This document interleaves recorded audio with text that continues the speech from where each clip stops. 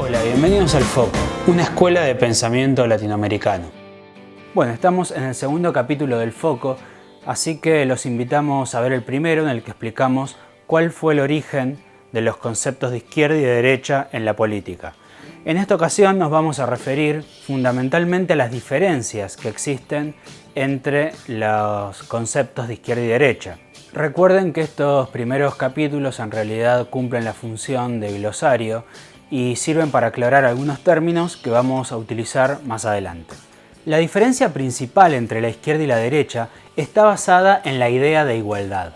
Por un lado, la izquierda reconoce a todos los hombres como iguales y por lo tanto con los mismos derechos. Esto es, que ningún hombre tenga privilegios por sobre otro.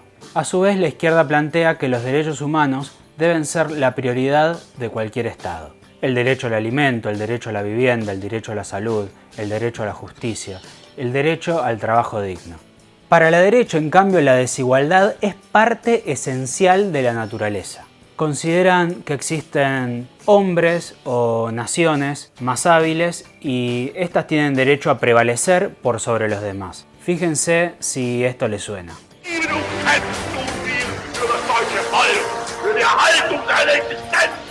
Durch eigene Arbeit, durch eigenen Fleiß, eigenen Gottheit, eigenen Trotz, eigene Beharrlichkeit haben und niemals ermüden und niemals verzagen und niemals verzweifeln.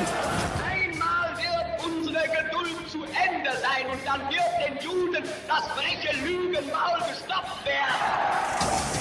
Die heutige Generation, sie trägt Deutschlands Schicksal, Deutschlands Zukunft oder Deutschlands Untergang. Bueno, esto se debe justamente a que el nazismo y todas las formas del fascismo en general son de derecha. Pero las distintas formas del fascismo no son los únicos tipos de gobierno de derecha. También existe el capitalismo clásico o liberal. El capitalismo postula que el dinero es proporcional al trabajo. Sin embargo, no cuesta mucho darse cuenta que no hay relación entre el esfuerzo que hace un albañil y el salario que recibe, sobre todo si lo comparamos con un empresario y su ganancia. Cuando a la derecha se le cae este argumento de la habilidad o del esfuerzo del trabajo, surge un nuevo argumento que es el de la responsabilidad. Yo no trabajo, pero si llega a pasar algo, yo soy el responsable. Si la empresa se funde, yo soy el que se arriesga. Bueno, esto es una falacia porque claramente si una empresa se funde, el primero en padecer esa crisis va a ser justamente el trabajador y no tanto el empresario. A su vez, arriesgarse económicamente no es esforzarse, arriesgarse económicamente es especular, ¿sí? El mérito del capitalismo actual, que es una forma distinta de capitalismo, que es un capitalismo especulativo, no tiene que ver con el esfuerzo, con el riesgo, sino con disponer de determinado capital para invertir en determinados ámbitos en donde el capitalista sabe de antemano que va a ganar fundamentalmente porque es el mismo capitalista el que maneja las reglas de ese juego. Otro argumento de la derecha es el de la herencia. La derecha siempre va a fundamentar su riqueza a partir del trabajo de sus antepasados. Yo tengo esto porque mi abuelo estuvo trabajando incesantemente, o estuvo trabajando mi padre, o estuvo trabajando mi tatarabuelo. Ahora bien, cuando empezamos a estudiar de dónde provienen las riquezas originarias, nos damos cuenta que en realidad el verdadero capital, el capital que funda al capitalismo, fue básicamente saqueado de América. Saqueado de América por España y a su vez Inglaterra se adueñó de ese capital español a partir del comercio o de la piratería. Inglaterra es claramente el país más beneficiado por la conquista de América. Es decir, que el capital originario se crea por el saqueo y el robo, como el caso de la conquista. Se puede crear también por la especulación, como vemos en la actualidad, o se puede crear a través de la explotación, es decir, de someter a otros para que trabajen en favor del burgués. Ahora, la explotación en general siempre viene y deriva del saqueo originario, es decir, que sin el descubrimiento de América no podría haber existido en Europa una burguesía y mucho menos iba a poder existir en Europa un trabajo asalariado. Bueno, pero no vamos a hablar en este programa demasiado del capitalismo porque ya lo vamos a hacer más adelante. Vamos a seguir con izquierda y con derecha. Otra de las diferencias sustanciales entre la izquierda y la derecha es que la izquierda lucha por su liberación, en tanto la derecha lucha por mantener la opresión. La derecha, a través del capitalismo, crea relaciones sociales. Por un lado están los que tienen el capital y por otro lado están aquellos que no tienen el capital. El que tiene el capital puede vivir sin trabajar. El que no lo tiene que trabajar para el que sí tiene capital.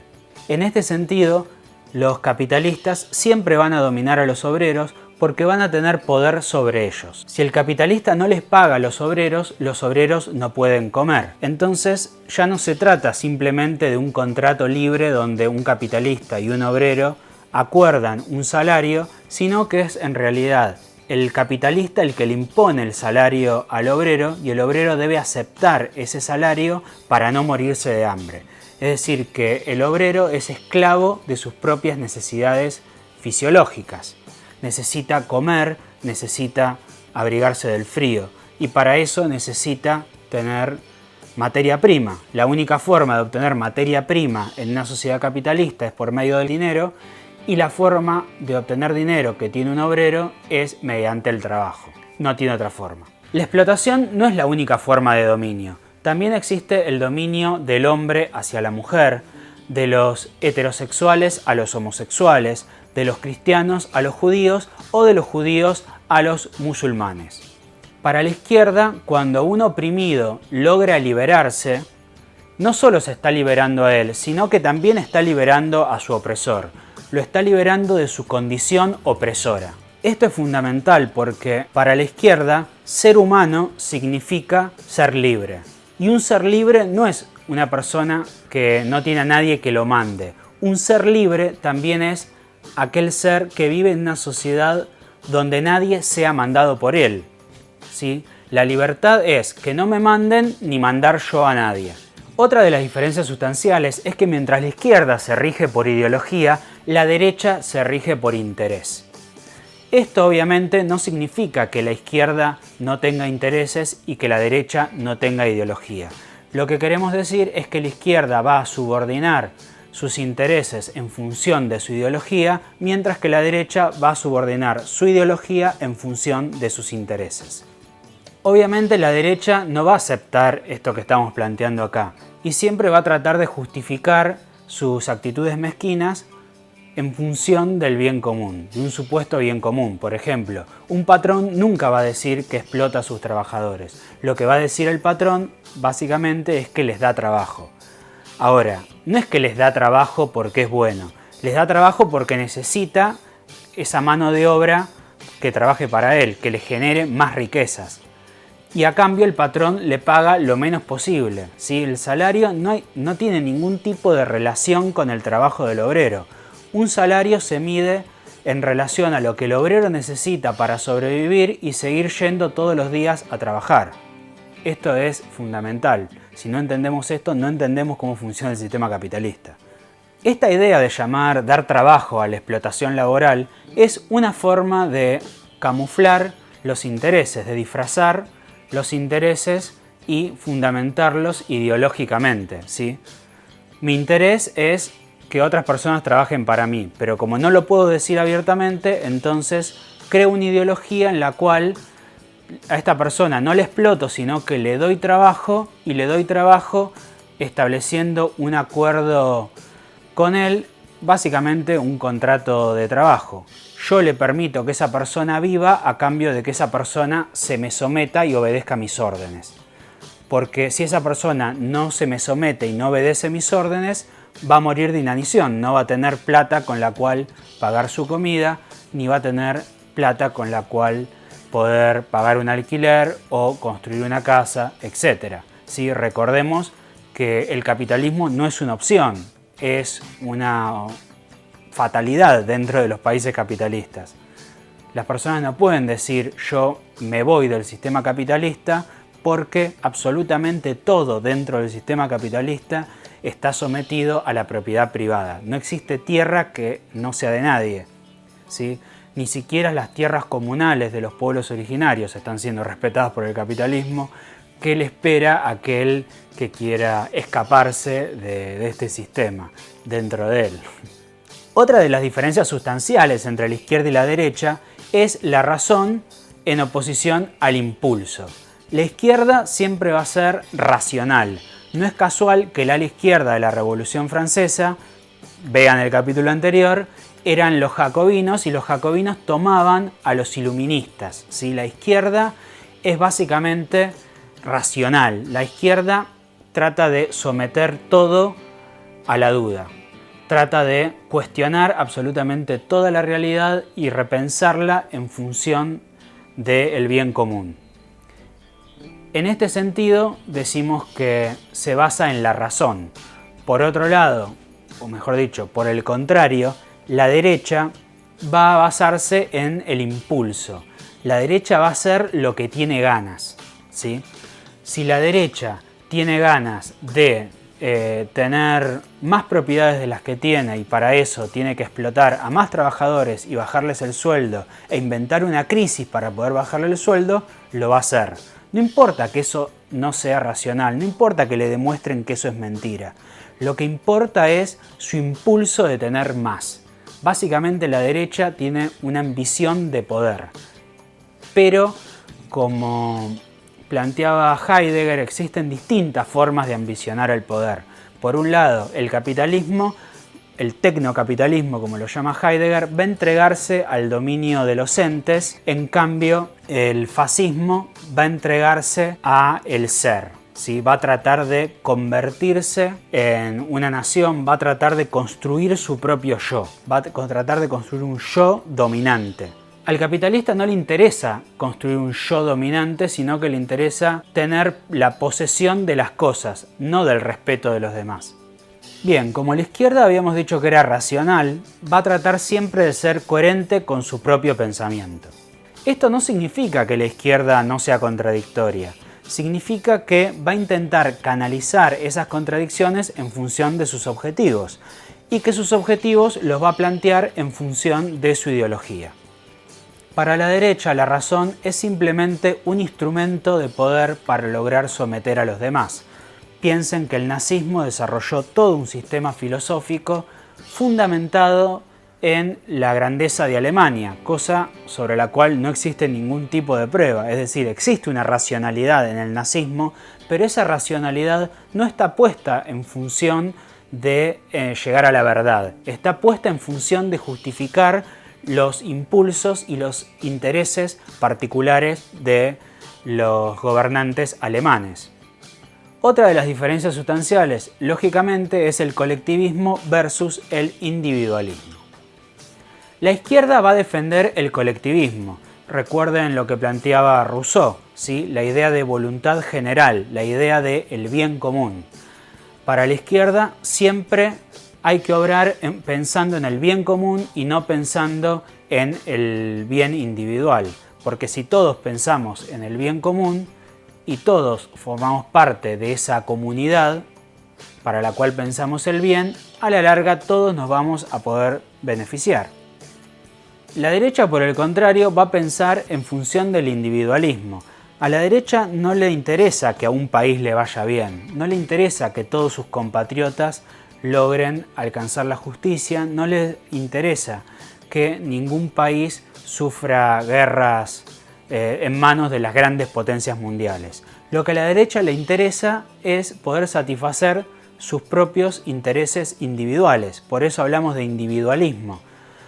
Piensen en los grandes capitalistas que, aún sabiendo que están contaminando el mundo, aún sabiendo que si invierten un poco en tecnología podrían generar energía limpia, podrían evitar residuos sumamente nocivos para el medio ambiente, sin embargo no les importa. Las grandes empresas no les interesa en lo más mínimo contaminar el mundo que es de todos, no les interesa en lo más mínimo levantarles el sueldo a los trabajadores para que puedan vivir mejor y más felices, no les interesa muchísimo menos bajarle la jornada laboral para que puedan estar más tiempo disfrutando de ese dinero con su familia.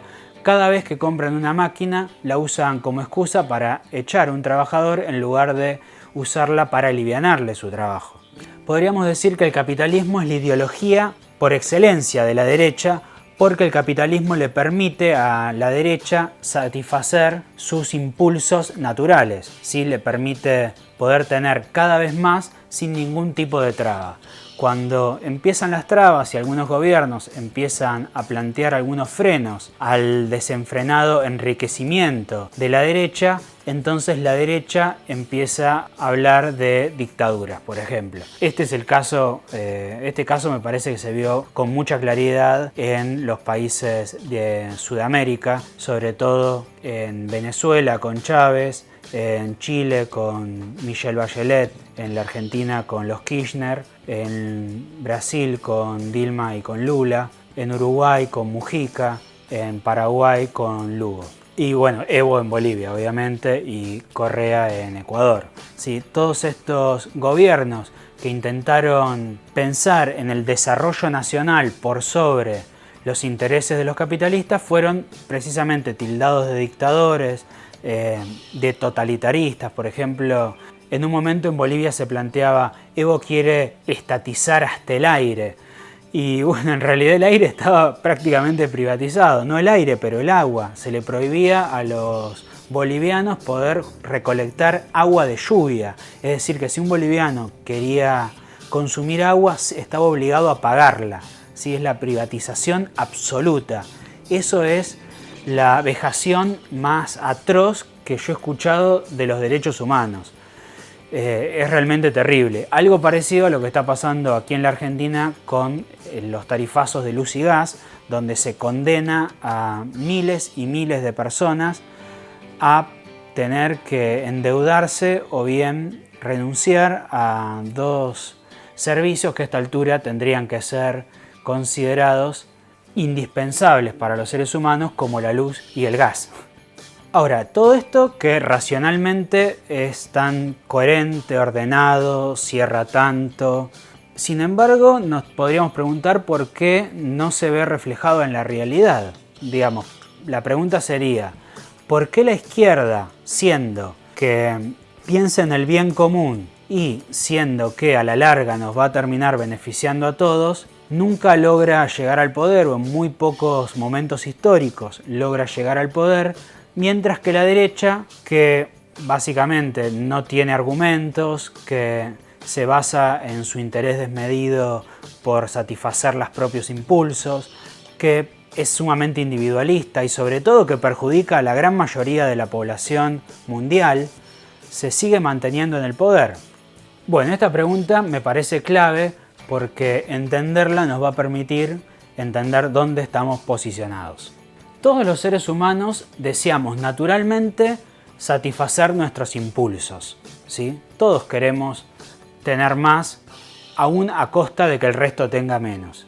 Por lo tanto, el discurso de la derecha, en principio, estaría en sintonía con el inconsciente que día a día nos traiciona, ¿sí? Porque todo el tiempo uno está pensando en uno y cada vez que alguien tiene que pensar en el bien de los demás, precisamente tiene que pensarlo, no le sale naturalmente pensar en los demás. Bueno, justamente el trabajo que requiere ponerse a pensar en los demás, ponerse a pensar en una coherencia interna, la racionalidad que supone la izquierda, implica no solamente renunciar a un montón de cosas, sino además aprender a pensar.